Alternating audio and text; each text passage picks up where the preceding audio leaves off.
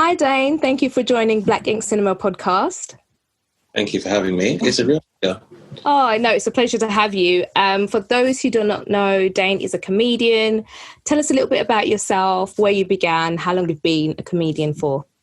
Oh, well, if you include lockdown, I've been doing comedy for 10 years. So I did a few gigs early on, probably around 2006, when I kind of got into comedy, and then kind of dabbled with it, but began comedy really in earnest in 2010 BC. And by BC, I mean before Corona. Everything's BC right now.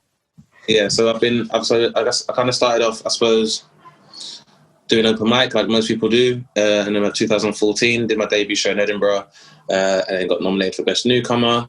Yeah, and congratulations on that. Thank you. And it turns out first Black Britain to be nominated for the award. And then I got to do Live at the Apollo. And then in 2016, I wrote a sitcom for BBC Three, which was commissioned, called Sunny D. And that is the first Black on British TV in 20 years. That was cool. And that was starring Don Warrington from Rising Damp and Demi Mello, who's now a BAFTA winner. Catherine Ryan, who's now got her sitcom, The Duchess, coming out and stuff as well. Hilarious, yeah. Yeah. And then I guess I've just been hustling and grinding like most people do.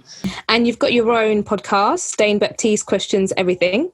I do, yeah, because I guess questioning things was kind of always a part of my personality. That and class clown, I suppose. So the more disruptive elements of me, according to most primary and secondary school teachers, that was always asking questions, always questioning stuff. It's good to ask questions. I think it's great to ask questions. I think that most progressive social change begins with people questioning their reality or their position within society and what they can do to transcend that. And the podcast is nice. It's lighthearted and stuff, not too daunting. Had some really amazing guests on. But yeah, had to create a platform where people can give a real account of themselves, and even them themselves can question everything as well. And I just think, again, it's important for us, especially given everything that's going on in the world now, to always question our reality. And I've had like some amazing guests on. I've had one, Jamilia's been on, Trisha, Emil Heskey, Reggie Yates has been on, had George Monbiot on, Catherine Ryan's been on again, as I said before. I've had loads of people. So I definitely encourage people to check that one out as well. So what kind of questions are you questioning?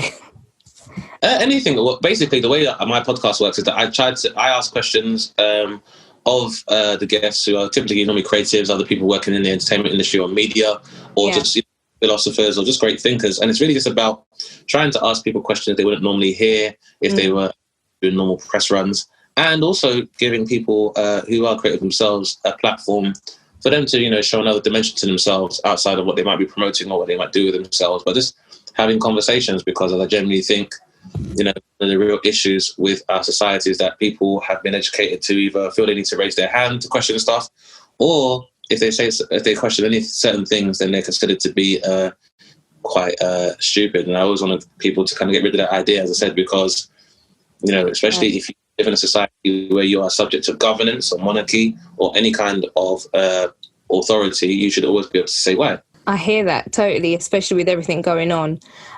We heard there was a little incident on your that you shared on your Instagram with you being mistaken for another fellow Black comedian. Do you want to speak a little bit on that?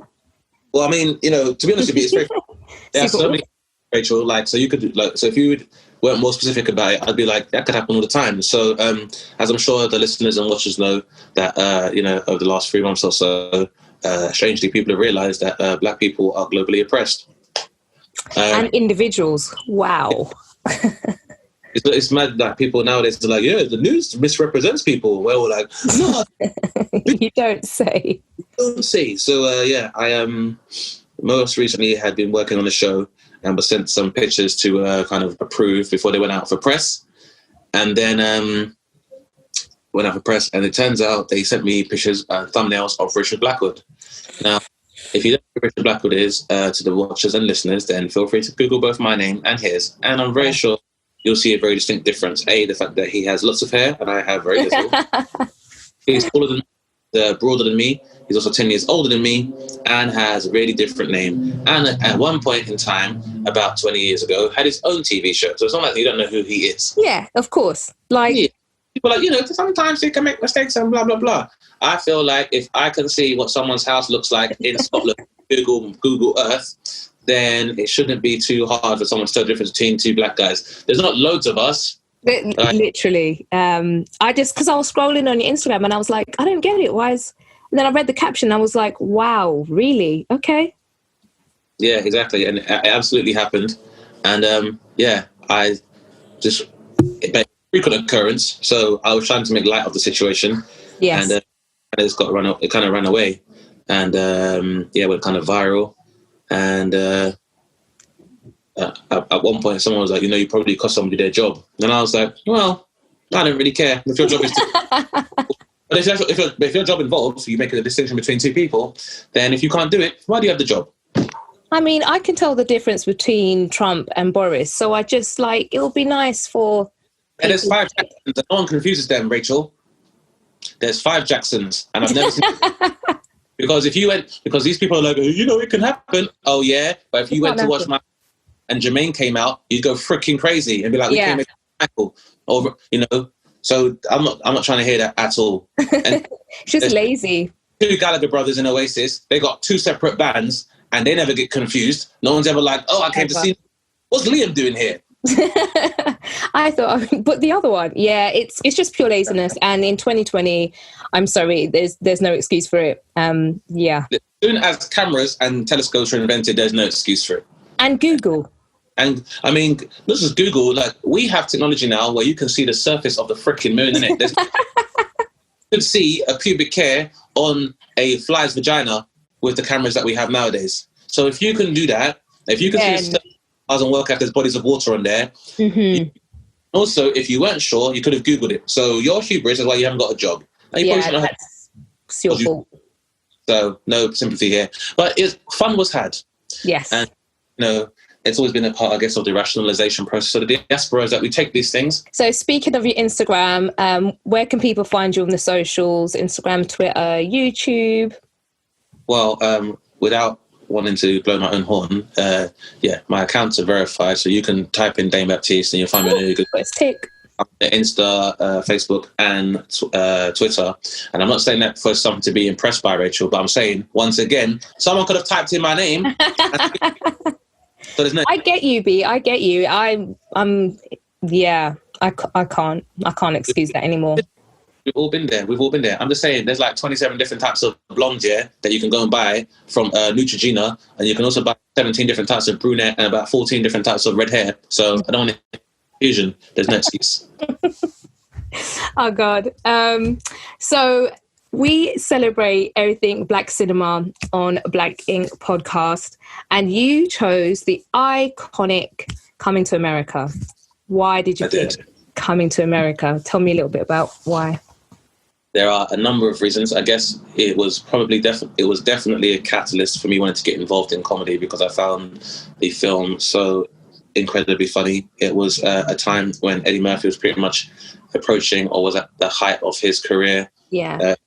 He rose to massive prominence. So for me, and I think for a lot of my peers, he definitely was a spirit animal. And now there's so many layers to Coming to America that make it so good. But for me, it was one of the funniest things I'd ever seen.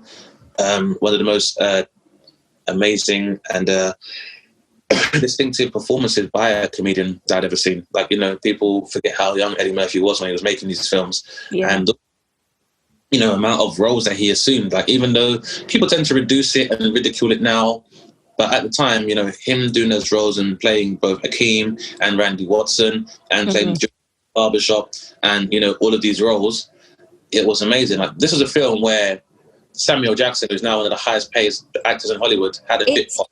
Crazy. Like, when you look back and you see Sam J, and then who's become the highest grossing actor in Hollywood. Yeah. Eddie put him on.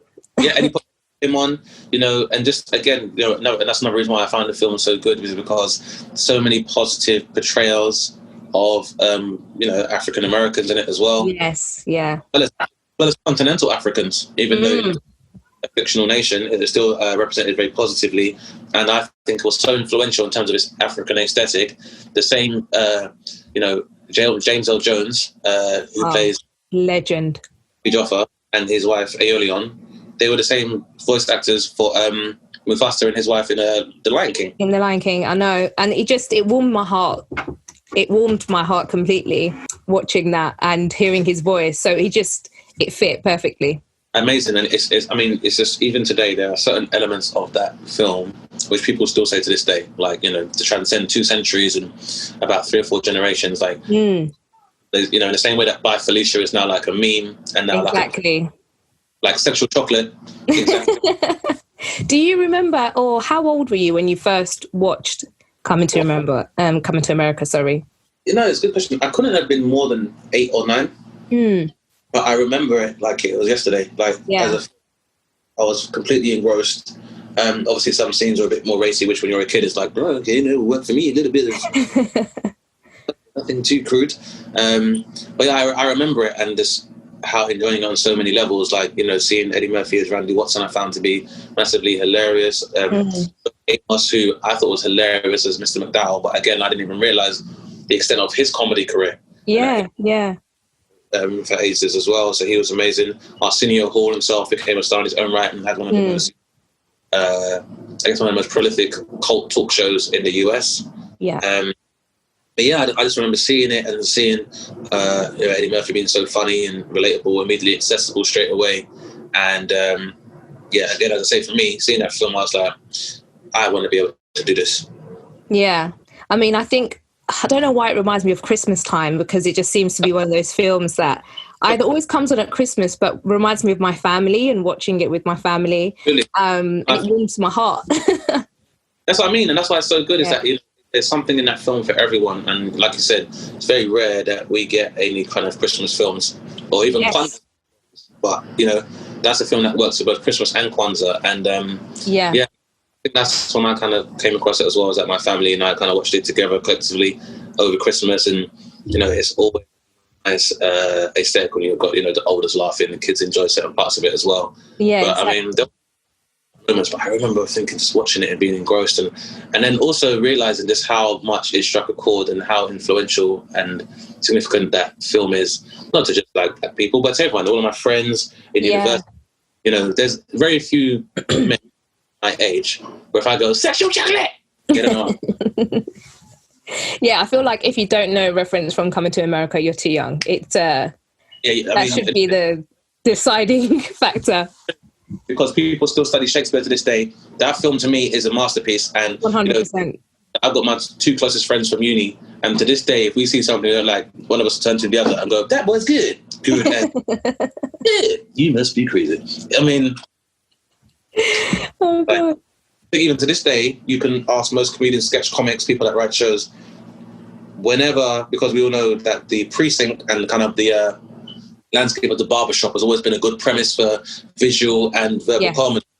I think most people are always still trying to replicate that scene. Yes.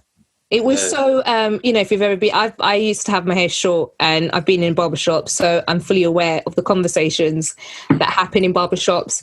And I love it. And it's just something that is so part of like the black culture, the banter, ripping each other to shreds. Just, it was really nice to kind of see, and it's still going on. It still happens. Still going on. That kind of discourse, and a lot of conversations have become a lot more progressive, but for the most part, I still think, especially when it's being replicated in a comedic style. Yeah, I think most people face that part of it. Just walking there, like, you must be at your goddamn man. I absolutely love the barber. Like that Clarence character is just phenomenal. Absolutely. He almost nearly outshines Prince Akeem. Like he's so. No, I completely. I would even argue as well as even Akeem, and that was again a significant display of range from Eddie Murphy, because as a straight man in the comedy, Akeem didn't really quip a lot and do lots of jokes, so he wasn't a silly person. He was very focused. Yeah, and then whereas Randy Watson, larger than life, ridiculous, and as you said, Clarence, absolutely ridiculous, and I just thought it was amazing. Very rare that and even to this day that you even get to see a rom-com and a comedy. And that is like my earliest memory of a black rom-com, and correct me, unless someone, please tell me if I'm wrong, because there haven't been any on that scale anyway.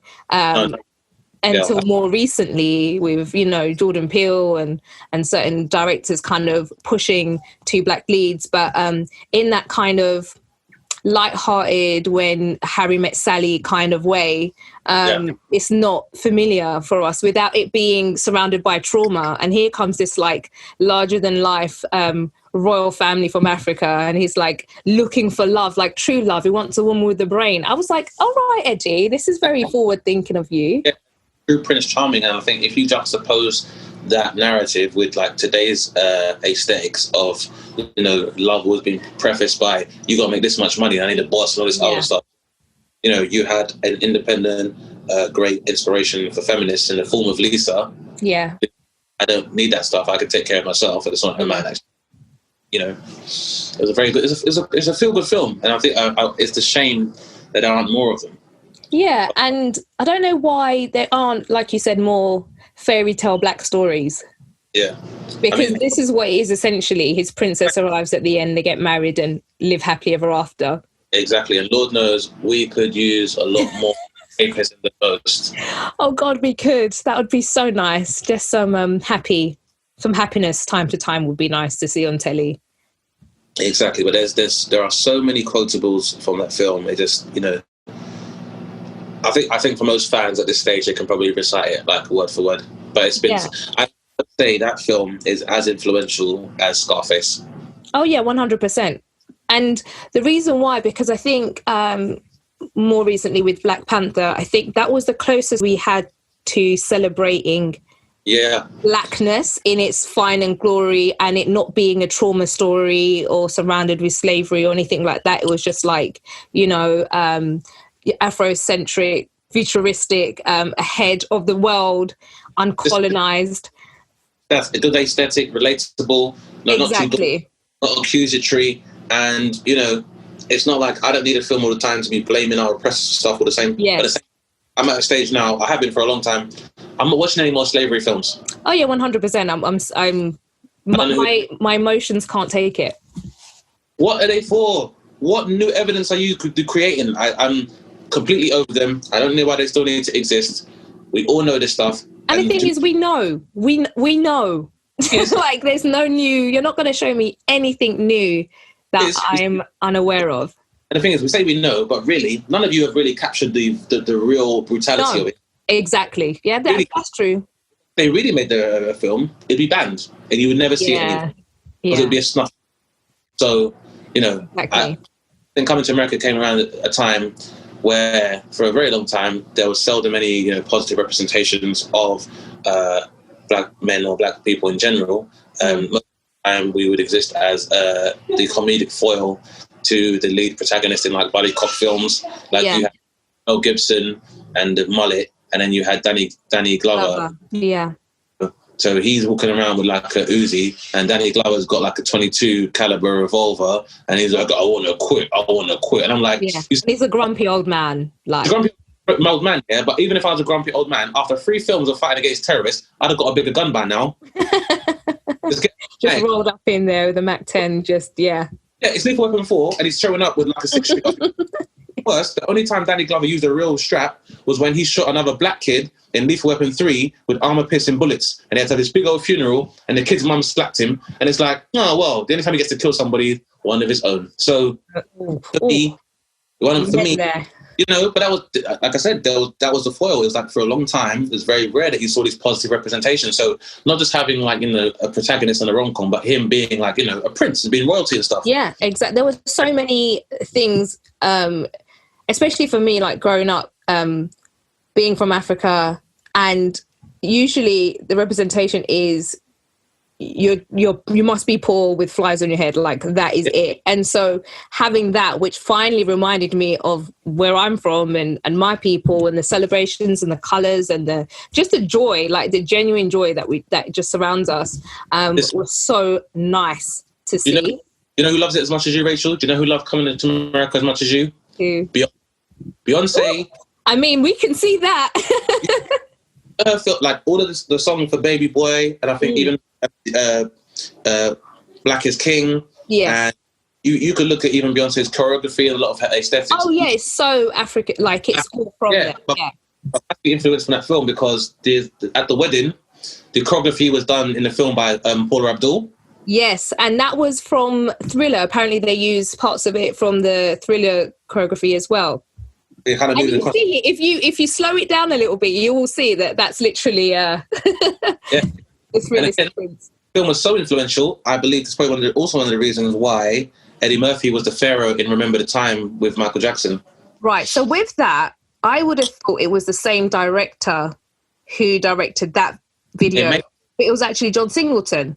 Because obviously he'd worked together. Londis had worked together with Eddie Murphy and Michael Jackson quite a bit in music videos and on the film. So I just thought, it must be. But then no. And John was, R.I.P. was quite young at the time as well. And to bring all those like iconic Black heroes all in one video, it's still till this day my favorite Michael Jackson video. I said it.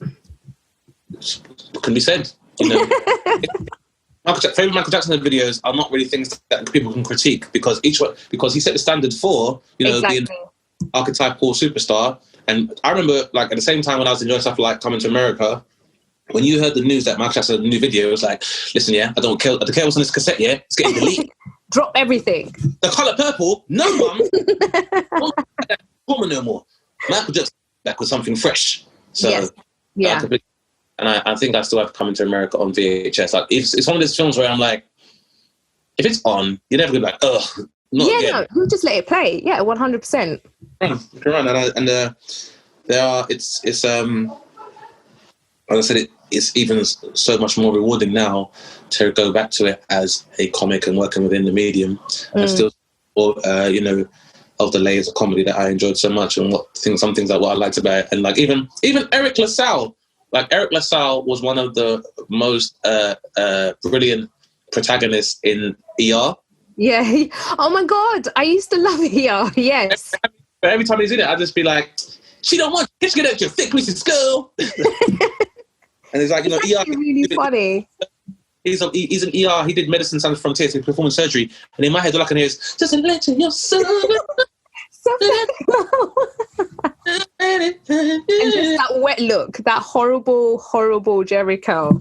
Gerald Jericho. I mean, we say horrible, but 10 years later, the S curl came into fashion. Still horrible. I lost that battle, but people go natural again. But I could definitely see that coming back. I think I see young kids nowadays. They have the little bit of the curl at the top. Yeah. I mean, we can't keep up. What was kind of forward thinking for me at that time is the fact that in most rom-coms, you usually see the women going out to look for love, like true love. And in this, it was actually Eddie who was like turning down the most stunning woman in my eyes when I first watched it. Like, what's he doing? Like, she's beautiful. What more do you want in life? But really wanting true love. And that's not something you usually kind of, at that time anyway, associate with guys. It's more like a girl thing who's like, I really want true love. It was a great archetype for Eddie Murphy to represent because, you think about it, years later now, we're having conversations about toxic masculinity and getting rid of ideas. But, for a man who was, supposed to be destined in the film to be an African king, to want a wife that's capable of critical thinking and not just to be an object of desire, it was a very progressive idea. And, it would have been nice to think that following that, people would have more aspired to create more Prince Akeems than Tony Montana's. Yeah, you would kind of think.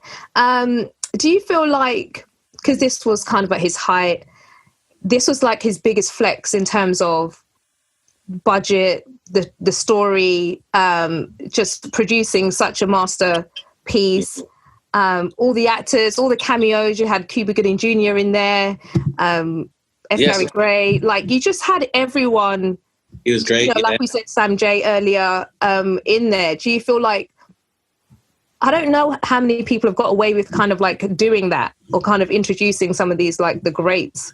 Yeah, it's rare that it can be done really well. It does take a lot of skill. And I think sometimes it's that you just get lightning in the bottle, especially people like burgeoning stars. Yeah. And maybe yeah, there's not much politics involved in putting the talent together, then it's not crazy straight away. Where, you know, and I think that maybe one of the more recent examples of that would be like Friday, for example. Yeah. Friday, yeah. I mean, to imagine Bernie Mac and Chris Tucker. I know. Film now, like that, you know how much that would cost you these days?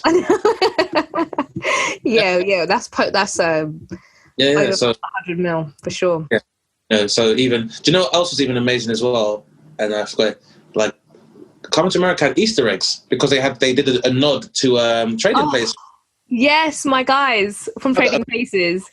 Christmas film that was helmed by Eddie Murphy, and you know. And I think maybe that's why I still have this like Christmas feel about it, because Trading Places as well is another like Christmas movie, and I thought that was quite cute. And if you were under a rock and somehow missed that film, it was just so nice to kind of honor those characters, and it was seamlessly done. They didn't stand out. It wasn't like. That was one times we've seen an example of a cinematic universe, and if we can continue to go back to a Zamunda cinematic universe,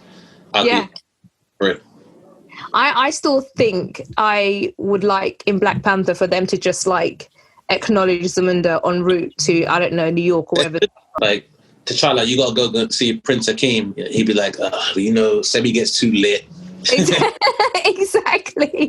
I think that would be brilliant. Do you know what I mean? They're both kind of like made up utopias of Africa, so I think that would be. But that being said, I think, you know, you never underestimate, because I think if people see that enough, then it would encourage people to kind of want to create that same kind of aesthetic. Oh, 100%. Talking about all the different characters that Eddie, Arsenio play, who's your favourite? Do you like from the side characters? That's a tough one, but I'd say definitely the Arsenio Hall as the pastor. Oh my God. Is the best. So awful. It's like such a good pervy preacher. I want to be raped. Obviously, Randy Watson, I think Sexual Chocolate. But then, the barber as well. It's so hard to choose. But I will say as well, what I really, really loved was when the scene when Akeem and Semi go to the nightclub. Oh, yes, that's brilliant. That's a nice scene where you can showcase like the talent of the women comics as well. Yeah. And seeing that as well, I just thought was just amazing. It's really good. It's really nice to be considered. Do you know what I mean? Like they could have just. I wish this happened so much more. And again, for me, it's like definitely something I would aspire to recreate. And it's definitely something I tried to recreate. A very similar scene in Sunny D in the sitcom. I was reflecting on my dating past and stuff as well. So because like even to this day, I still want to know what Peaches is up to. Yeah, exactly. So, because she was the best and all the DJs wanted to feel her breast. I mean, there's so many quotables from this film. It's even exciting to still talk about it to this day. Yeah, one of my favourite characters is the barber and the pervy preacher, but also the Jewish guy. Absolutely, yeah. Absolutely. I just think that was genius. Like, you see, and it proves that you can be a black creative and talk about Jewish people and not have to get cancelled for offending them. Well, that was my next question. Do you think that if Coming to America was made today, that there would be an issue with that? Or do you think people would see the banter, the humour, and get it? I mean, people are a lot more sensitive to such things nowadays, so there may be some backlash. But do you know what? I wouldn't give a shit. So I still watch it. I still support it. And I think that the film was very balanced in terms of the archetypes, and there's nothing particularly derogatory there as well. I was saying, like, he makes fun of Africans the most in that film. Like, there are so many things that he talks about and says, like when the landlord is letting him in, he's just like, there's flies and animals in there. You're used to that. And it's like, excuse me. In Africa, chase the monkey. It's just like, there are so many, like, stereotypes and digs that you would expect to hear, and just see him kind of the way he played with them, it was really cool, man. And, it was. Again, it's something I do as well. I have, with my African friends, if I haven't seen them for a long time, I genuinely want to go, oh my God, I cannot believe it. Tell me they respond, take a picture. That bit was, but the thing is, like, as an African, that was so African. Like, that is literally the response there would be a whole song and dance just of saying hello and goodbye, and everyone will be fully aware of it. Also, one of my favorite seasons when he's walking through the airport and he's like, "No one must know we're here," with 100 Louis Vuitton bag behind him. That's quite African as well. It's African now, but you know what? Like, at the same time, nowadays you see the same thing being displayed by the Nova Reach from Russia, or even like, you know, Nigeria and stuff. And so, again, in many ways ahead of its time. And we live in a time now where, you know, there's a lot of elements of opulence that's kind of celebrated. So, again, aesthetically, it's ahead of the curve. Like, if you saw a Prince Hakeem walking through an airport, it wouldn't even look that crazy. No, that would be completely normal now. And it would just be him showing off his drip. Yeah, exactly. But, you know, much more likely you wouldn't get a cab and stuff like that. But, yeah, in some ways, obviously he was quite naive. I think to be remade again, the new Prince Hakeem, with his wealth and his intellect, would be a lot more savvy about elements of American culture, I think. But, of course. It'd be interesting to see, because I think there is a sequel in the way, they say. Oh, so that leads me on to my next question. How do you feel about a sequel? Are you for it? Are you not? I feel like everyone is aware that nostalgia is a big part of the subgenre of entertainment now, so it's hard to avoid. Like, everybody wants to go backwards for that respect, so you got to respect it.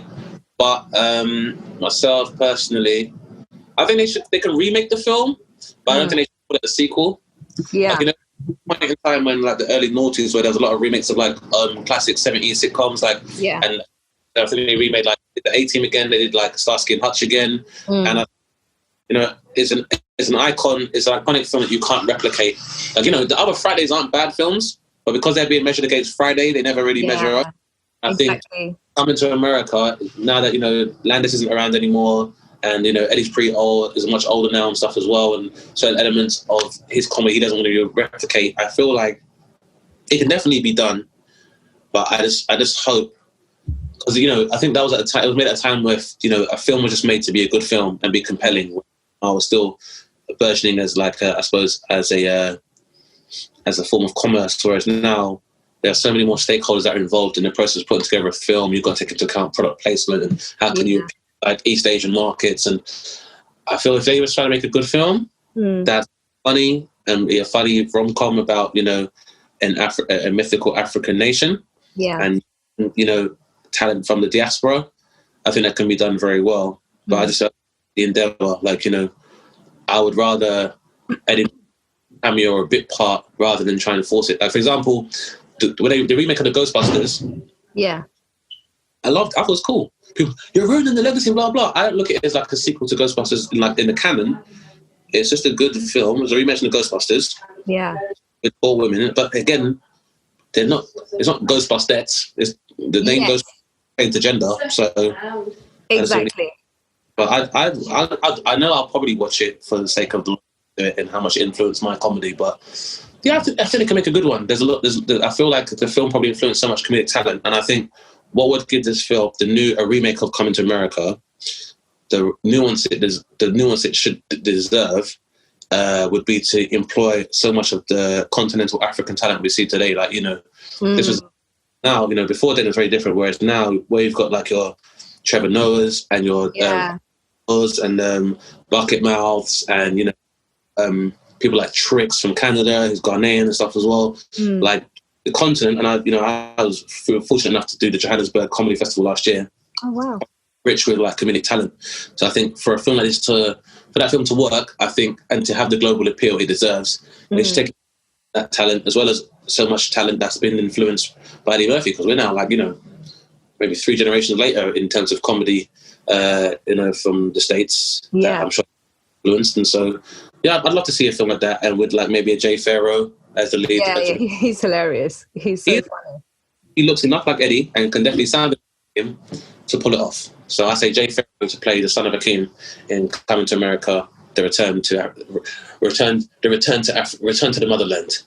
I love that. I totally agree with you, and I'm not a fan of remakes or so-called sequels if it's really unnecessary. I just think just make a whole new film and cast certain people, and like you've suggested, like do cameos and maybe, you know, reference certain things. But I just think there is room for new material rather than just like recycling old stuff.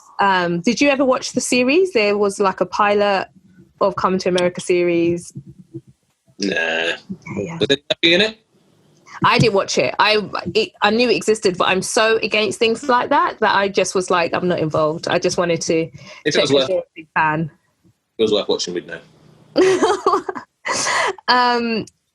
Also, the music in there was written by the legendary Nile Rodgers, which has this very like 80s punky feel to it.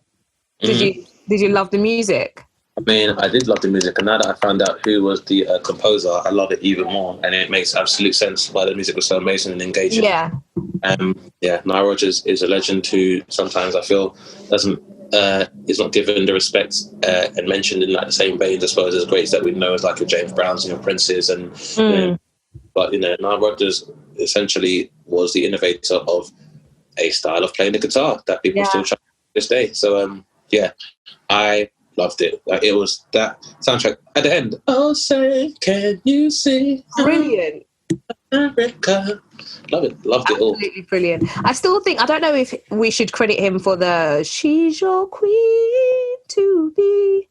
I don't know if he wrote that. Whoever was the magician behind the lyrics of that song forever is in my heart, because the lyrics were just hilarious. I'm going to say now, Rachel, I'm going to sing it at my wedding. Oh, that's got to be beautiful. Please share that with the rest of the world. Please do. Of course. I will definitely do that at my wedding. And I won't lie to you, I've been to weddings, and even though I haven't said it out loud, in my head I've been much. You were just like getting prepared. Oh, action. Dane, shut up. I'm not doing anything. You are, that is, well, at least you're prepared, and your wife will be very happy. At the wedding. Yeah, at the wedding. One thing I have to say that kind of jars me about movies or black movies and TV series from the 80s, 90s, basically up until 2020 this year, is casting family members. Now, Lisa is clearly biracial. Her sister, who they apparently share the same mum. And I love how they just always like try to, one of the parents is missing, so you just have to leave it to like question. But they're supposed to be full sisters, because they talk about the mum not being with them. It's such a cop-out. And I'll explain why it's such a cop-out as well. On top of that, Lisa, who represents everything angelic, beautiful, smart. And his sister's a bit terrible. More... Yeah, and then her dark-skinned sister, who represents ratchetness. Superficial and superficial, chasing the guys. Like, she goes through about 3 guys in there, just trying to catch a guy. And I remember even watching that as a young girl, and I was like, you're making me not like her, but it's who she represents. You know what I'm trying to say? And so there's been this character constantly in black movies, constantly in other movies as well. Like if you want the best friend's always like the face of the best friend's always a black dark-skinned girl. Do you know what I mean? And it's just like not every day. Yeah, it was in Honey, and I think it's a very frequent. Yeah, in Honey, yeah, exactly. Yeah, friends. If I'm honest, and probably because I was a guy and a child, I didn't notice initially until the women in my family made me aware. But at the same time, because in my family, like my dad is very fair, my mom's darker, so I probably wasn't as aware of it as I am now. But yeah, it was definitely something I noticed, and it was an issue. And I really hope that's something that is addressed moving forward. I feel like, with people like Lena Waithe and people like Issa Rae, who are they are. I would go so far as to say right now, as far as black comedy is concerned, between those two, I mean, she's probably one of the best independent filmmakers right now, and I'd say that Lena Waithe is carrying the torch from Spike at the moment. And 100%. Like, her creativity is just madness. Absolutely. And I would also say, after watching the film Little with Regina Hall and Masai Martin, love Regina. That's probably one of the funniest black films I've seen in the last. And it had Issa as well. Yeah, and Issa Rae, like, probably the best writer right now. I think she's the best. I mean, I don't even want to try and reduce it by proceeding prefacing what I'm saying by her being black, but so far as her representation of black archetypes in cinema. I've been saying this. I've been saying this from the rooftops. Seen Little? Pardon? Have you seen the film Little? Yeah, of course I have. I saw it in the cinema twice. That film is so funny. I almost dashed my popcorn at someone's head just to be like, hey, can you believe how funny this is? Like, it was... I love the fact that Marseille, what she's doing, like that whole little trio of fabulous women. I was just like... the youngest exec producer in Hollywood history. I just want to high-five her parents. Like, thank you. Thanks. If I meet Marseille Martin and Issa Rae, I can't do anything less than prostrate for them. They have a warning. Listen, there's certain people you have to prostrate for. If you see Cicely Tyson, you prostrate. There's no question. 100%. You must prostrate. So 100%. Just I'm 200% serious about that. You know, if you see Cicely Tyson, you must prostrate. 1,000,000%. Like, she's a living legend. Is a living legend. Harry Belafonte, you must prostrate. And you know, right now, Issa Rae, you have to prostrate. Like, you have to. So I'd say, like, it was an issue, and I think it was an issue that kind of carried across a number of elements of black creativity. There is a wave now, and there's a much more broader discussion about issues like colorism that's being addressed, and not that everything's changed for the better right away, but I think there's now a rebuttal, and like for myself personally, very inspirited by the fact that there's now methods by which, you know, black women as a whole can have these discussions and raise their rebuttal and raise their concerns, and you know, if they want to be detractors, they have every right to do so. But what's much more encouraging is that, you know, rather than lament it, like I said, you have now creatives who are addressing that and creating these new aesthetics that are amazing. So I think for me, like, even when Beyonce did Brown Skin Girl, I don't think people who are like non-black women understand how Beyonce singing that, and then even just now dropping that whole visual of her and Kelly, like, that just melted my heart, because they've created this kind of like division of light skin, dark skin, and actually it's quite nice for a sister, a light skinned sister, to be like, no, I'm not involved. I'm not part of any of that. Again, that's what I'm saying. It's like this is. I mean, you know, you have to give up to the women. Is that this is being addressed by, like, the aforementioned. Also, I've heard Zendaya's. You know, she's referenced her own light skin privilege and stuff as well in terms of mixed issues, which is massively encouraging. She's my girl. I love her as well. Yeah, and she, you know, she's definitely addressed it as well. And so, you know, seeing someone Beyonce doing that, and then, you know, that narrative being further bolstered by the Solange's body of work in general. Yes, exactly. And, it bodes for good things. So I would say, moving forward, if we were to ever ponder the idea of a anthology for something like Coming to America, then you need to go to make sure the thing bangs properly. Oh yeah, for sure. There needs to be a woman involved in the creative, because absolutely. I think that's absolutely essential. And it's mad because my mum's dark and my dad's fair. So when I watched Coming to America and I see parents, I'm like, you could relate to that. Really. Talking about Coming to America, there are so many, like you said, iconic lines, iconic moments. Are there any lines that stick out to you? Like, for me, maybe it shouldn't, but like, your royal penis is clean, Your Highness. Like that. I was just like, is this life? Is this okay? This is his life. This is happening. I probably couldn't indulge that part too much because I was watching family. But there's so many points. But I think for me, like I said, there's a British aspect to that. Is that, to me, it's the subtle things where it's like, this is Reverend Brown. He's been my pastor for years and I love him very much. The Reverend's like, ugh, what the yeah. Like, it's like universally hated by everybody, you know, slimy and this like sexual jealous, and then this, that boy's good, man. You must be crazy. Good and terrible. Yeah, even that little conversation with them in the church and stuff, the interaction is just brilliant. Yeah, it's amazing. It's, for me, like, obviously, and I guess like more sadly with comedy now, like all the big laughs are all good, but for me, it's the little stuff. Like, it's all things where it's like, see, McDonald's got the Big Mac. We got I do mine so clever. But the cheese, I don't do mine with a sesame seed bun. Yeah. That's the difference. Or even Louis Anderson, who again is a American comedy legend, where he's like, at the moment I'm washing lettuce, soon I'll be on the fries. And that's when the bucks come in. Yeah, even though he didn't play a huge part, his role was brilliant, because I feel like everyone who's ever worked in retail knows someone. Exactly. And that's great comedy, is that sometimes it's been able to utilize comedic talent to just be like, you just need to do 4 lines and it'll be perfect. And it's edited. And there's so many instances of that in like Coming to America as well. Like even the lady when he goes to do the mail order, she goes, King John Jofer, we are in dire straits. Yeah, she's like, make it a cool meal. Make it a cool meal. Yeah, I thought that was brilliant. Her execution was just on point. Yeah, I also like you said, I like the archetypes of the women in Coming to America.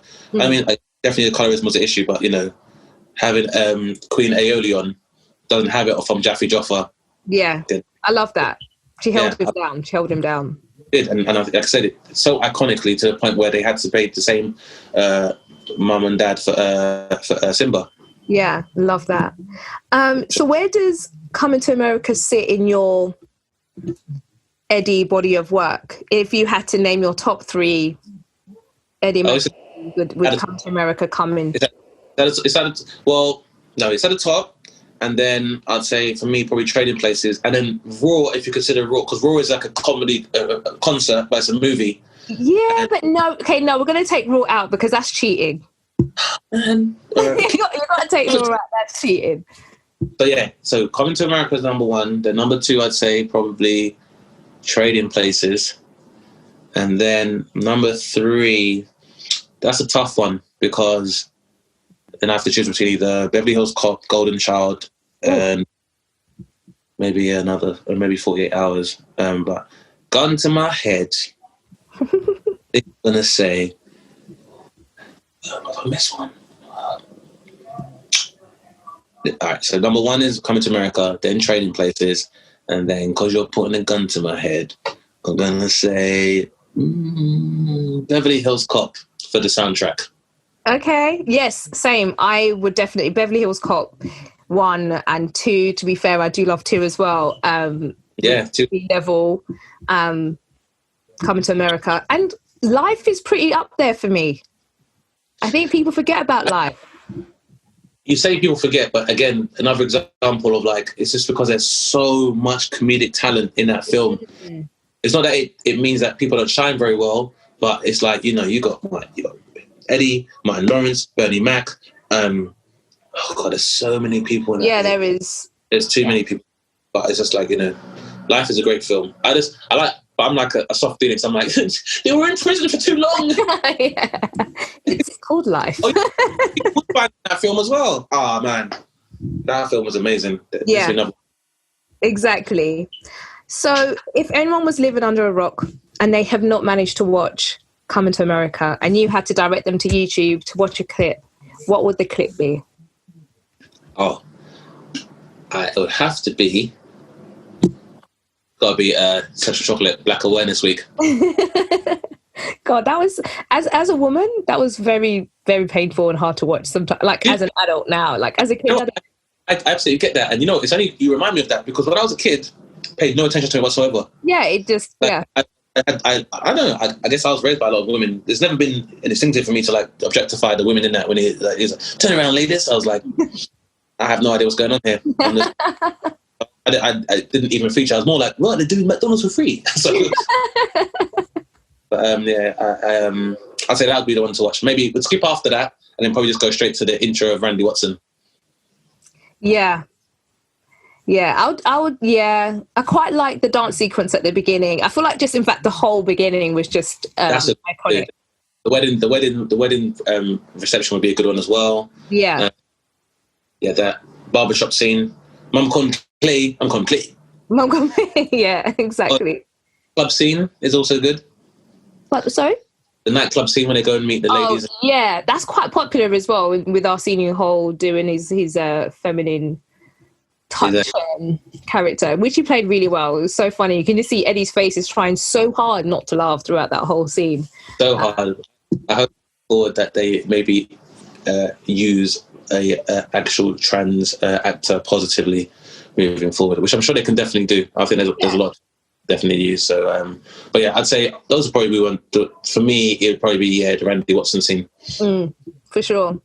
I genuinely think any clip from that film would do anyone. Even when Eddie is just finished his date with Lisa and he's singing in the streets, which is something you don't often see, and it made me think of Singing in the Rain.